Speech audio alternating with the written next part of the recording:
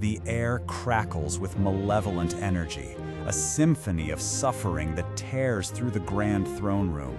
On the floor, a young man writhes, his body convulsing under the relentless assault of Force lightning. His father, encased in black armor, stands beside him, frozen in a tableau of silent observation.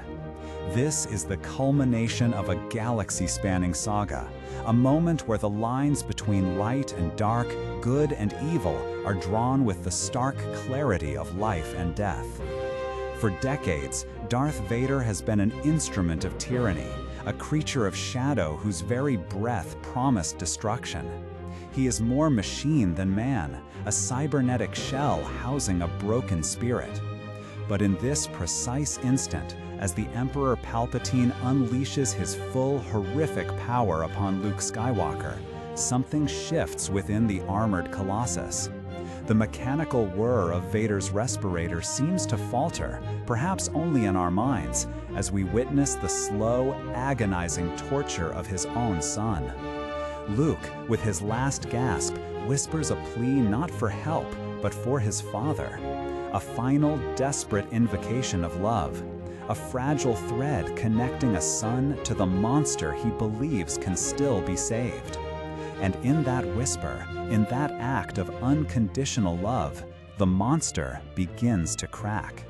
The darkness, which had been a suffocating shroud for so long, thins just enough for a flicker of light to penetrate. What happens next is not merely an action sequence, it is a profound ballet of sacrifice and redemption, a moment etched into cinematic history. Darth Vader, the feared Sith Lord, slowly, agonizingly reaches out. The heavy thud of his armored boots echoes in the sudden quiet that descends as the Emperor pauses his onslaught, momentarily perplexed. Then, with a grunt of immense effort that seems to tear through his very being, Vader lifts the Emperor. Imagine the sheer will required for this act.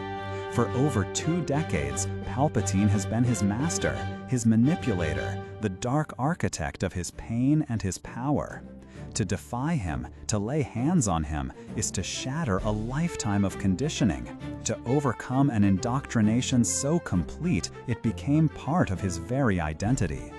But Anakin Skywalker, buried deep beneath the armor, the rage, and the despair, finds his voice in this physical act of rebellion. He hurls the Emperor into the reactor core, a chasm of raw, unstable energy that promises annihilation. And as Palpatine descends into the brilliant, destructive abyss, his dying act is to unleash a torrent of uncontained Force lightning. This is not a precise attack, but a frantic, uncontrolled burst of pure dark side power. And in a twist of poetic justice, that very lightning arcs back, not just at the Emperor himself, but directly at Darth Vader. The blue tendrils of energy course through Vader's metallic limbs, through his chest panel, through every conduit and sensor that makes up his elaborate life support system. This is the machine that has sustained him since his fiery birth on Mustafar, the intricate cybernetic prison that allowed him to survive, to become the fearsome enforcer of the Empire. And now, the very power of the dark side, channeled through the Emperor, begins to dismantle it. The lights on Vader's chest flicker, then die. The ominous rhythmic wheeze of his respirator sputters, then falls silent. The Force lightning, a manifestation of the dark side that had made him a monster, ironically becomes the instrument of his liberation. It systematically destroys the life support system, the physical chains that bound him to his existence as Darth Vader. This is the beautiful and tragic core of the moment.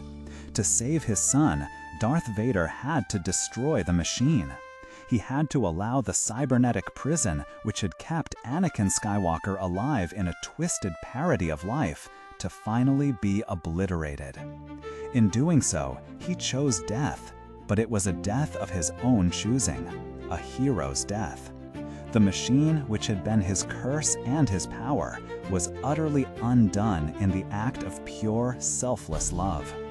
As Luke helps his father away from the collapsing throne room, the armor, now stripped of its life-giving functions, becomes a tomb.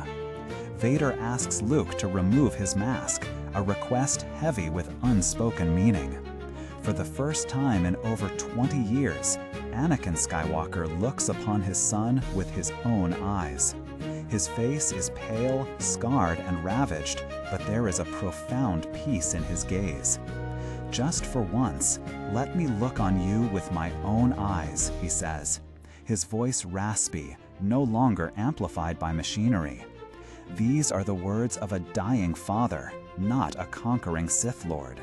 And in that moment, the man, Anakin Skywalker, finally dies. He doesn't die as Vader, the monster, but as a redeemed father, a hero who sacrificed everything to save his son, and in so doing, brought balance back to the Force. It is a powerful symbol of transformation, not just of character, but of identity. The destruction of the suit is the destruction of the persona, the death of the darkness, and the re-emergence of the light. It is a testament to the enduring power of love, even in the face of unimaginable evil. This final redemptive act of Darth Vader is indeed a moment of pure cinematic poetry. It reminds us that even the deepest shadows can be pierced by the brightest light, that the choice to do good, no matter how late, can redefine a legacy. It is a story of suffering, a story of choices, and ultimately, a story of hope. Thank you for joining me in reflecting on this iconic scene. What does this moment mean to you? Share your thoughts in the comments, and if you enjoyed this reflection, consider subscribing for more journeys into the heart of cinematic storytelling.